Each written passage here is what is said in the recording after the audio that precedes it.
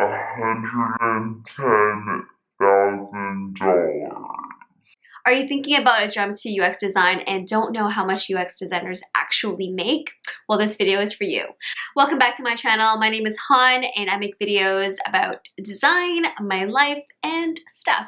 I'm super excited about this video in particular because I've been thinking about it for a while, and I think the upcoming themes in UX product design in 2020 is to be more transparent about salaries. So if you're curious on what I make as a senior designer here in Toronto, keep watching.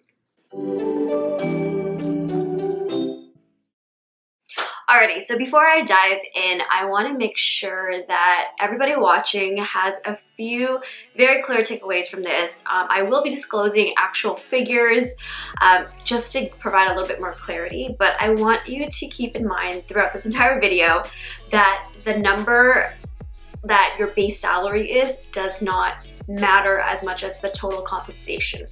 And what total compensation is essentially everything else that you get as a perk for working for this particular company. And I've actually made a video about that. You can click it somewhere here, where it is about things that you should consider when you're taking your first UX job or even your next UX job that is not just down to the nickels and dimes, which is the salary. Another thing I want you to remember is that context is king.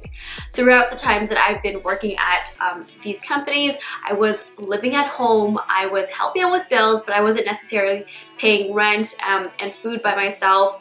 And so while I was working at these previous jobs, I didn't have to worry about all the expenses that it takes to live on your own. So there was a huge, I think, weight lifted off my shoulders in terms of my salary being able to just sort of support basic living needs, and then the most was pretty much disposable or put into savings. So for each job, I will be listing out how much I made, my benefits, any extraneous perks I got, any paid time off, as well as some office policies and the work-life culture and all that, just to give you a bit more information rather than just the number up front.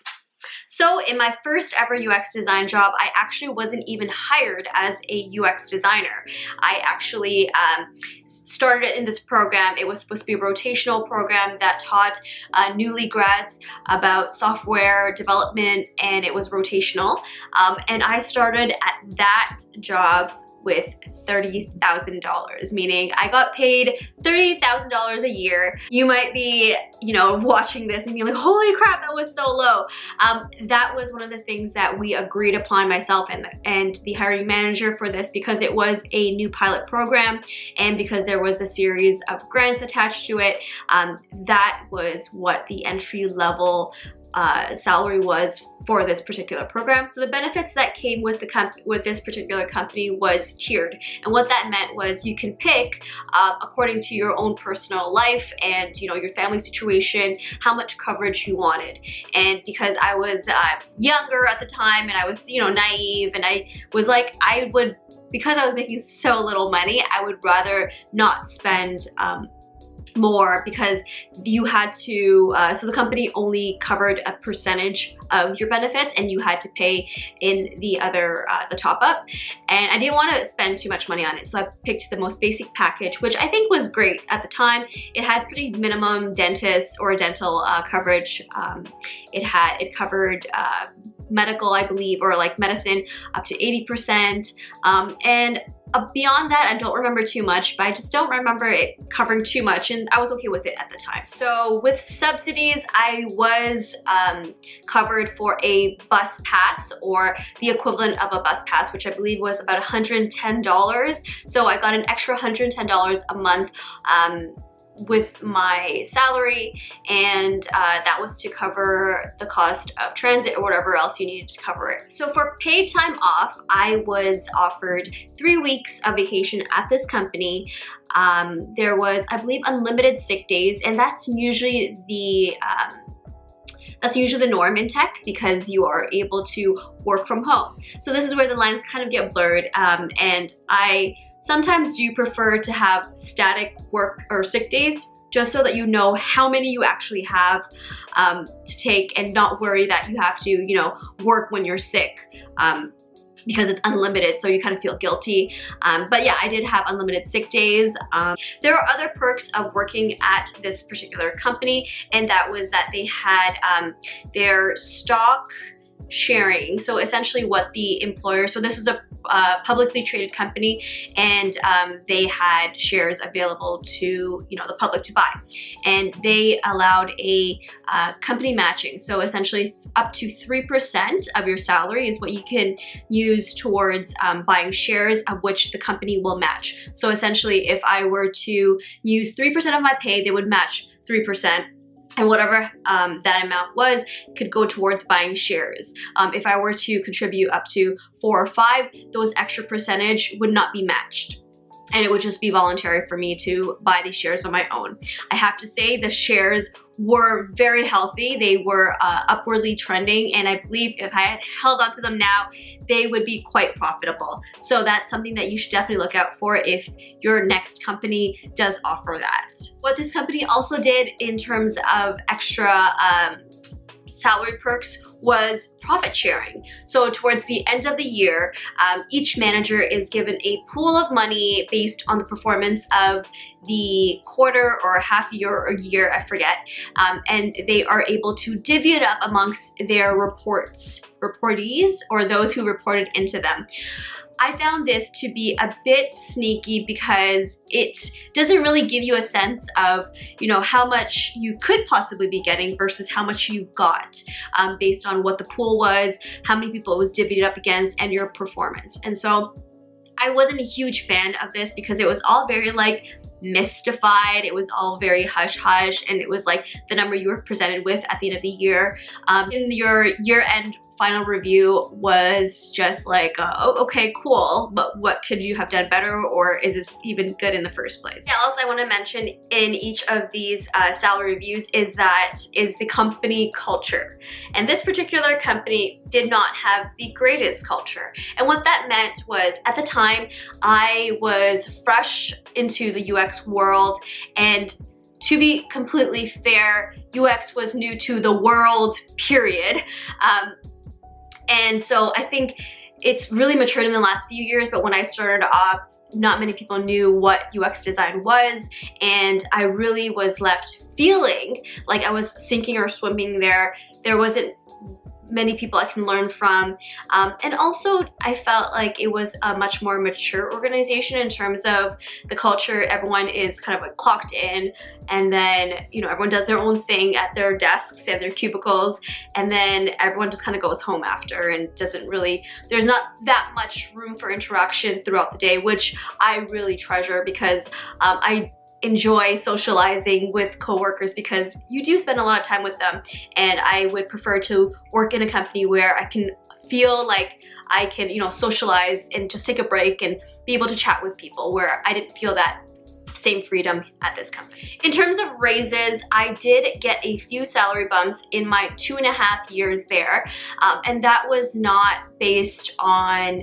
a promotion. That was actually a reassessment that was done on our group of newly grads that, you know, entered this program, and it was a series of adjustments because our salaries were so goddamn low. And so we got, I believe it was this structure, like every 6 months or every 3 months we would get X percentage up, and so that was also a very weird process. I would not recommend. But again, that is what I learned afterwards. And I took the job initially because I wanted to learn. This was my foot in the door into an industry that I thought I would not be able to, or I didn't even realize could be a potential for a career. And so at the time, again, living at home, I was able to take a $30,000 salary, and it led me, and it opened so many doors for me. So that's why I say don't discount the number at face value. I did get a bunch of other perks with it. But all in all, I started at 30, and I believe I left the company at about mid-60s, so like 60, I want to say $65,000. Alrighty, so the second company that I worked at, I actually got no salary at all because I was an independent consultant.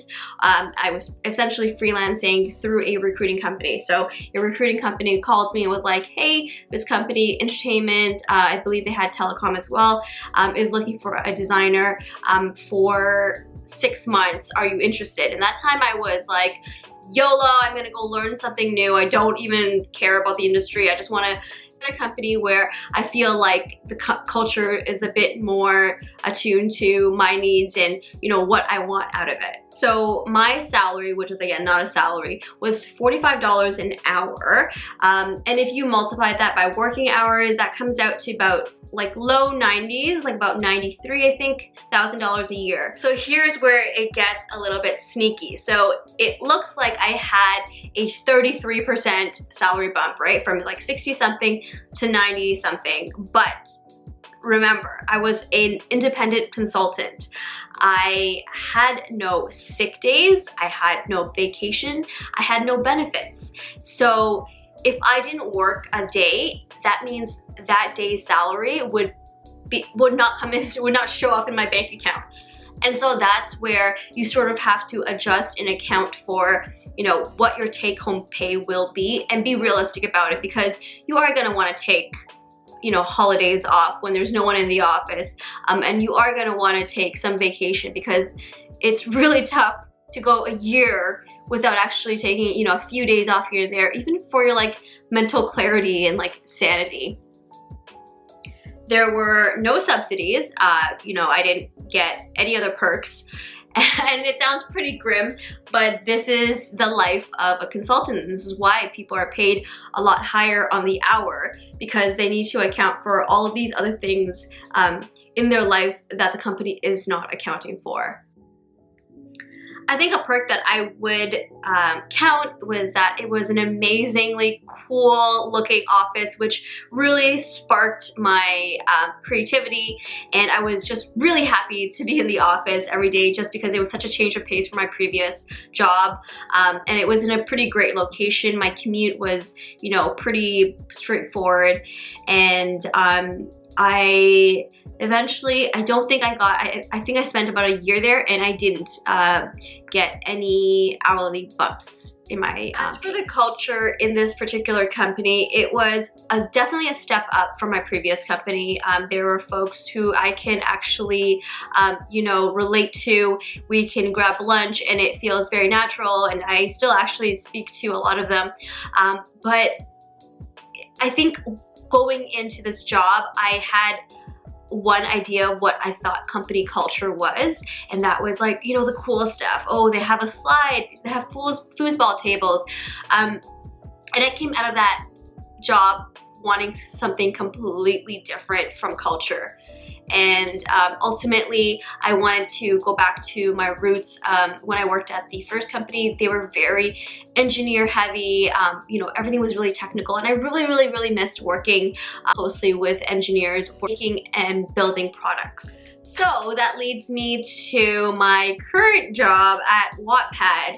And before I reveal my salary there, I want to talk about everything else.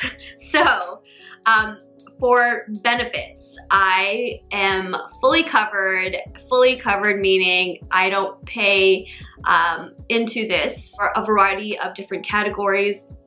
I get my full coverage for meds, I get dental care, I get eye care, and there are a variety of spending accounts that I can use.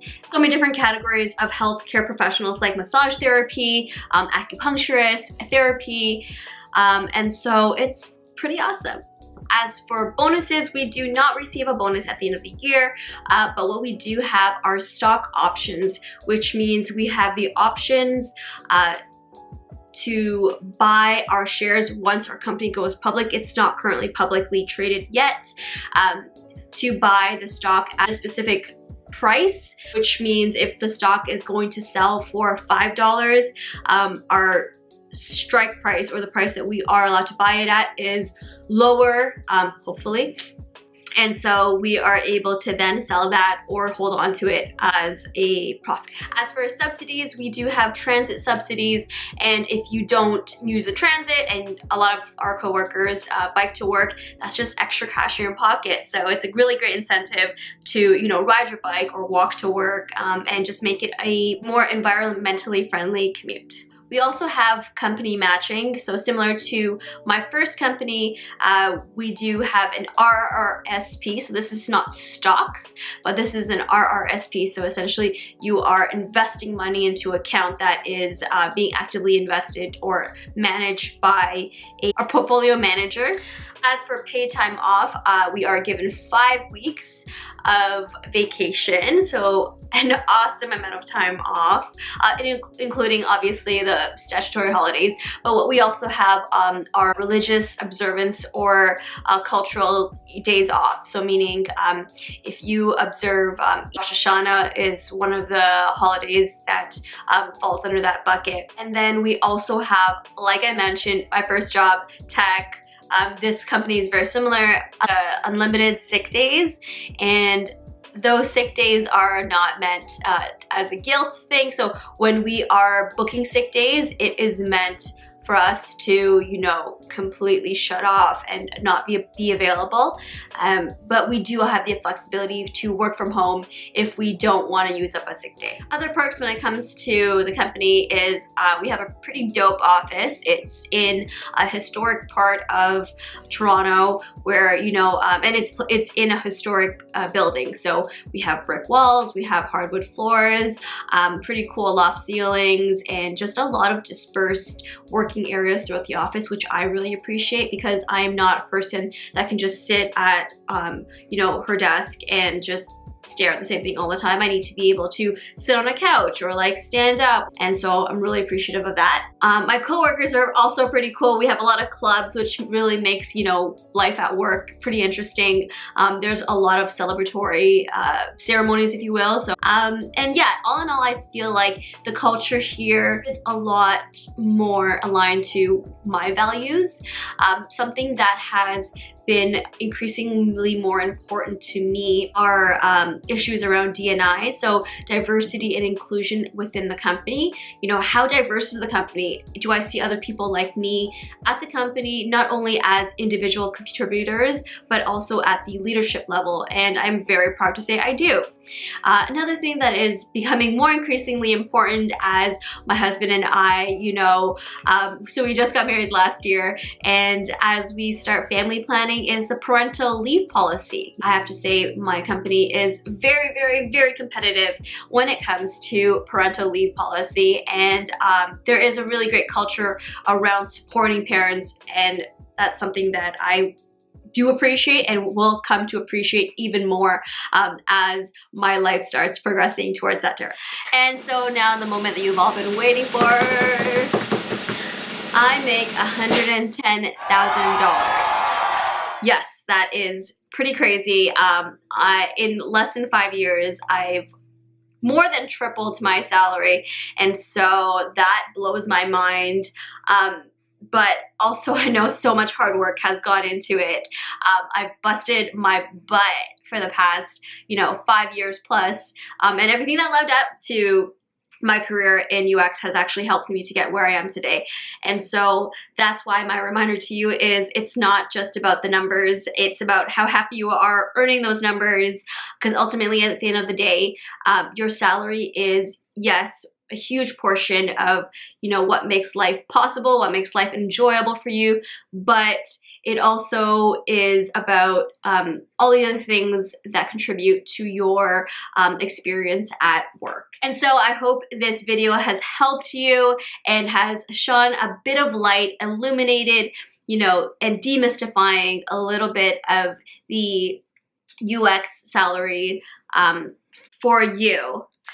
I know I was a little nervous making this video because salary and money and all that is so taboo, but I think it's so important for us to start talking about it so that we are being, you know, transparent, and we are creating a transparent industry when it comes to compensation, because We are so fortunate to get paid what we do, but there's still so much more work to do in terms of pay grade parity. And so I feel like this is my small part in, again, demystifying what a woman of color in Toronto is making at a scale-up environment.